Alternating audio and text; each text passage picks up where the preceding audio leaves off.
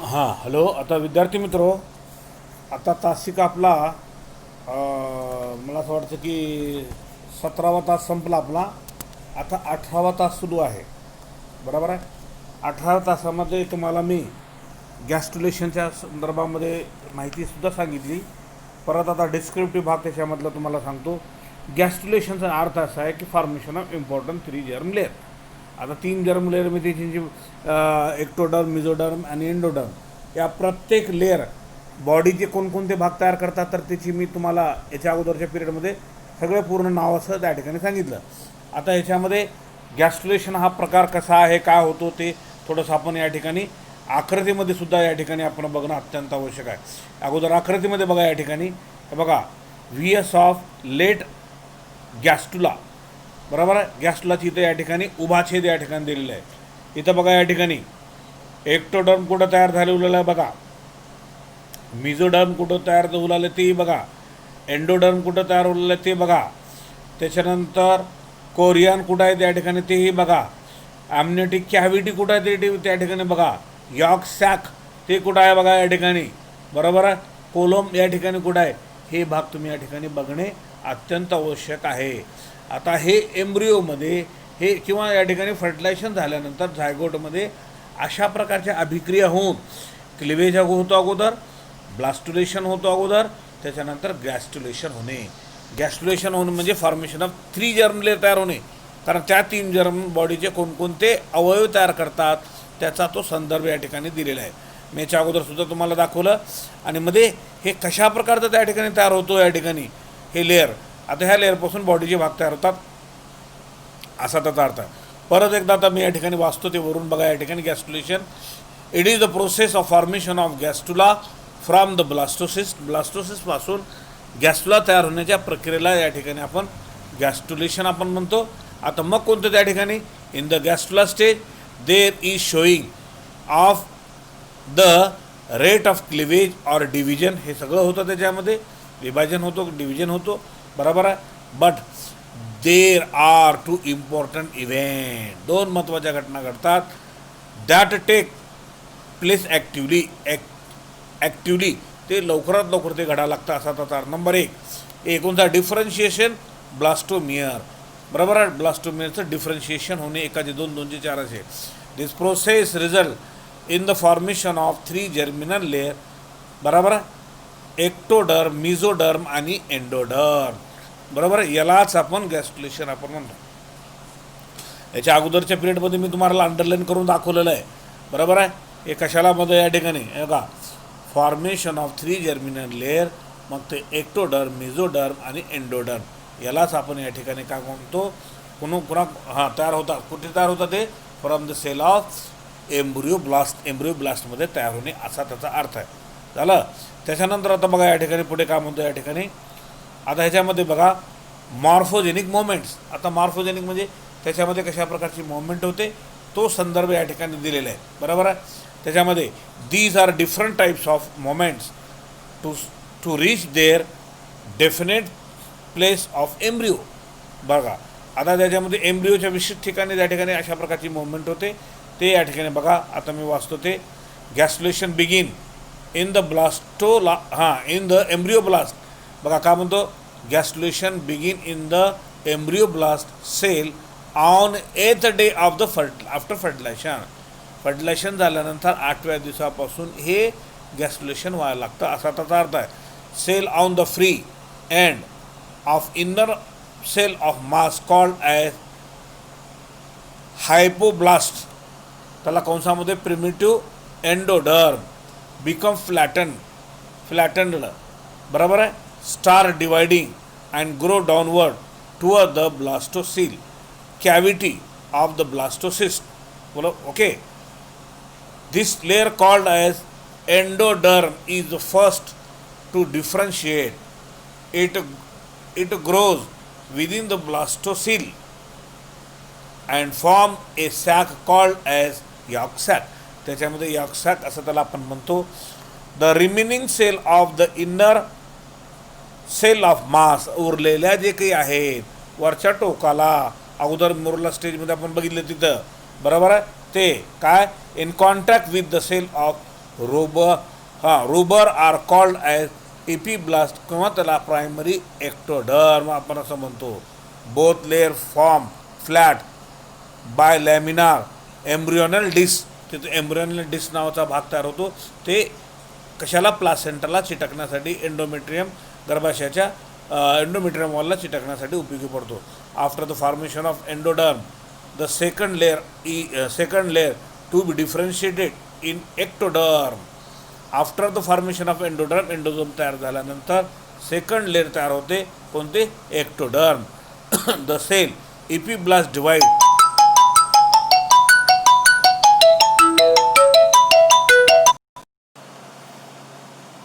Hello, वालेकुम सलाम. बोलो. कहाँ है? घर पे हूँ. खाना हुआ क्या? अभी होगा खाना, अभी नहीं खाया, अभी खाने वाला हूँ. हाँ फिर इधर घर को खाएंगे खाना. हाँ क्यों, क्या बात है? कुछ मुझे नहीं, ऐसी रजाक में होना है थे. कौन आए थे? रजाक. अच्छा अच्छा, हाँ तो एक आप 10 मिनट आप बाद, 10 मिनट में आओ. आया. हां, बघा या ठिकाणी काय सांगतो मी तुम्हाला. After the formation of endoderm the second layer is differentiate in the ectoderm. The cell of epiblast divide and redivide and move in the such a way that they enclose and amniotic cavity. आता amniotic cavity आकृतीमध्ये कुठे ते सगळे बघा या ठिकाणी. आणि त्याच्यानंतर फॅट ऑफ जर्मिनल लेअर, हे मी अगोदर तुम्हाला दिलेले आहेत. फॅट म्हणजे अतिशय महत्त्वाचे, अत्यंत महत्त्वाचे 3 लेअर, जे की एक्टोडर्म, मिझोडर्म आणि एंडोडर्म.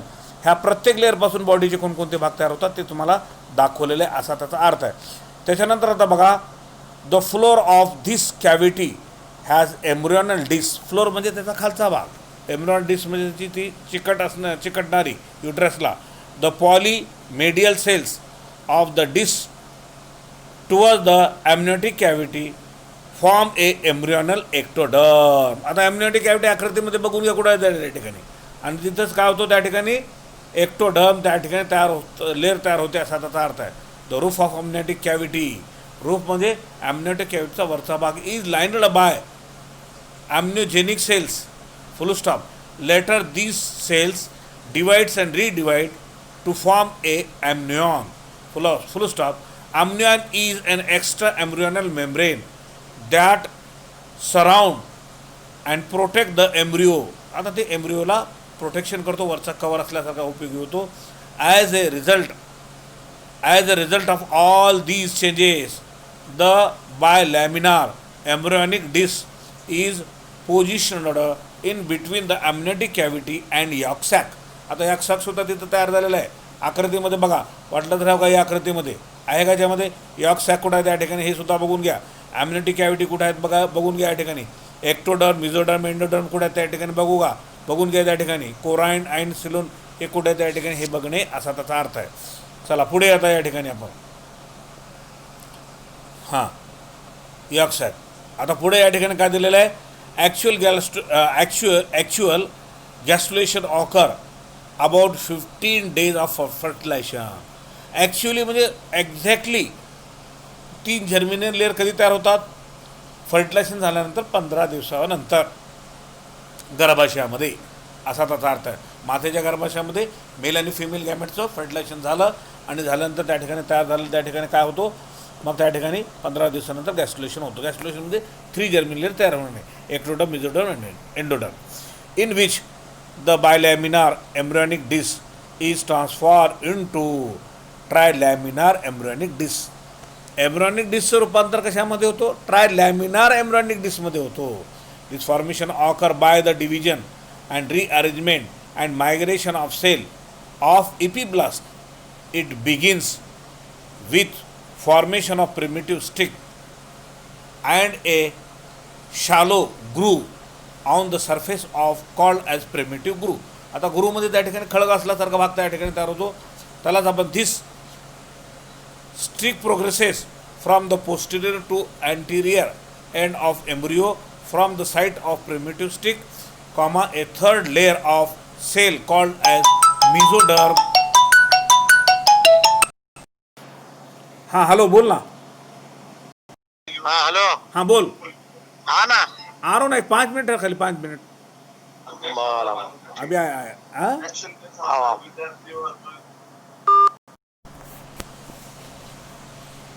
हा हां, चला आता प्रोमेटिव्ह स्टिक आता या ठिकाणी झाला. Mesoderm extend the between the ectoderm and endoderm anteriorly primitive groove communicate with the yolk sac. Communicate म्हणजे त्याशी जोडणे, सहसंबंध होणे.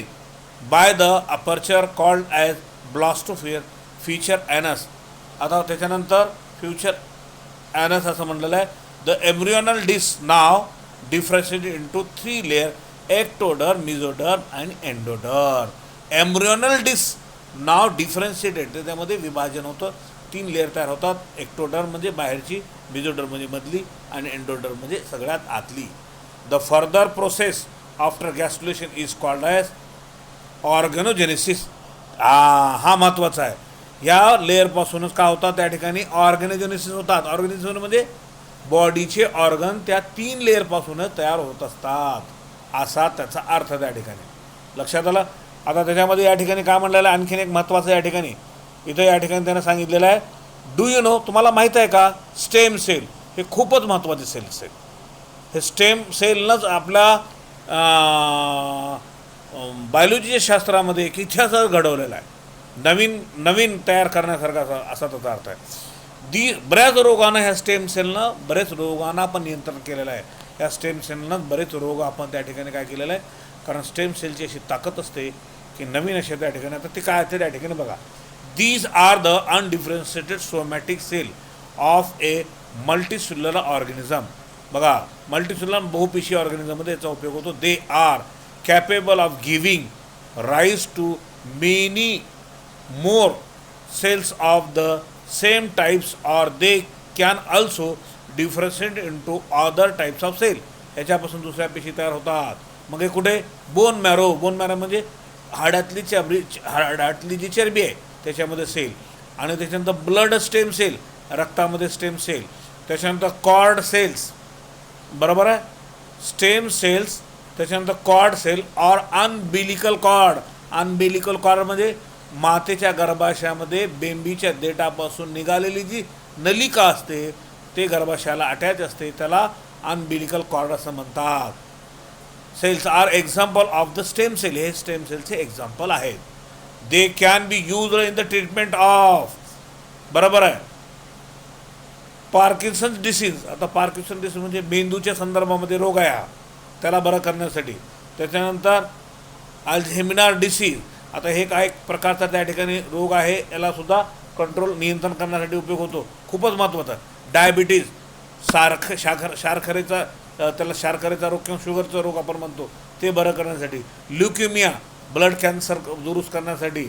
आणि अरिथ्रेटिस म्हणजे सांधिवातचे रोग हे करण्यासाठी त्या स्टेम सेलचा खूपच महत्त्वाचा आहे असा त्याचा. तर म्हणून आपण इथे स्टॉप करू. याच्यानंतरच्या तासिकेमध्ये आपण पुढचा भाग आपण पुढे पाहूया, प्रेग्नन्सी काय वगैरे. तर I will stop here. Okay, धन्यवाद.